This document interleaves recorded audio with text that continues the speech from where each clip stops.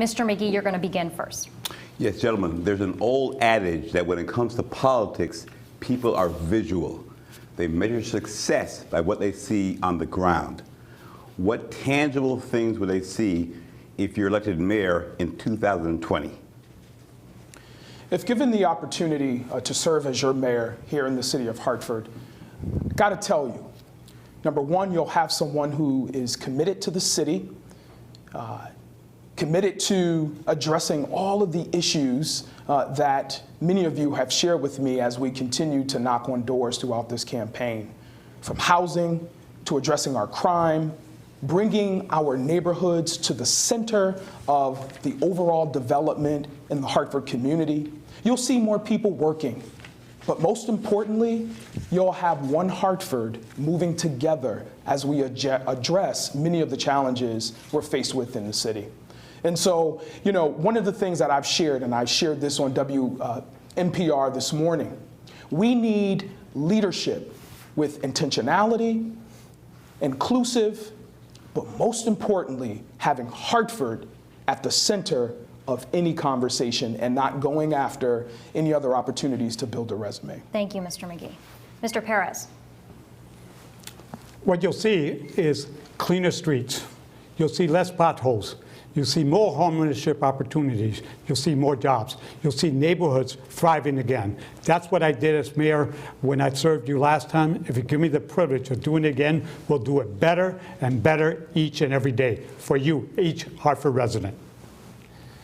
So we've got a lot of work underway, so I'll tell you exactly what you'll see. You'll see the next phases of Bowles Park going up in Blue Hills. You'll see Westbrook Village under construction. You'll see a new library branch on Park Street. You'll see a new Boys and Girls Club behind Burr School. You'll see new affordable housing at Park and Park Terrace. You'll see the investments that we've made in our parks. That's work that's actually underway right now, concrete, real work.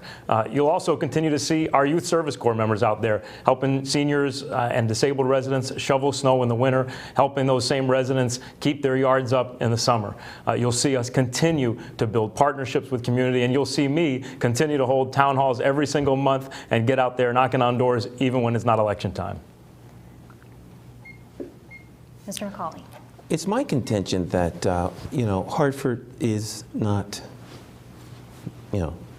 mismanaged. It's not managed at all. So what I think we need to do is realign our priorities here in the city. And I have a 5-point plan that is readily available on the website. Hartford is a city of silos. Everybody's operating in their own little fiefdom, whether it's departments, whether it's nonprofits, whether it's the faith community.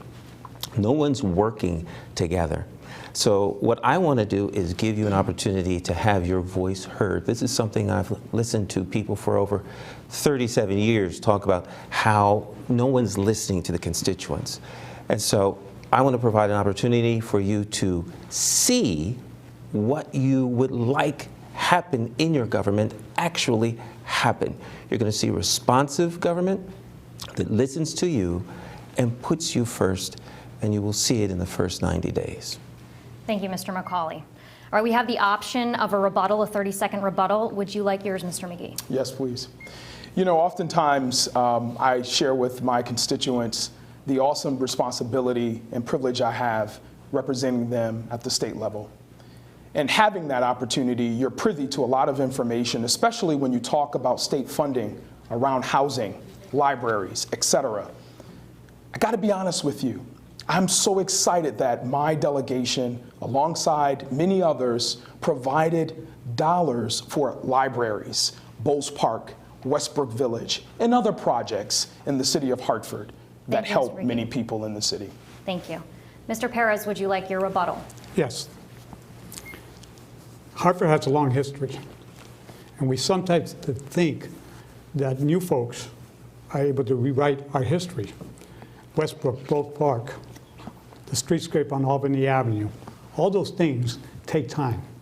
They started planning sometimes under Mike Peters' administration, sometimes under my administration, sometimes under the Scarra administration.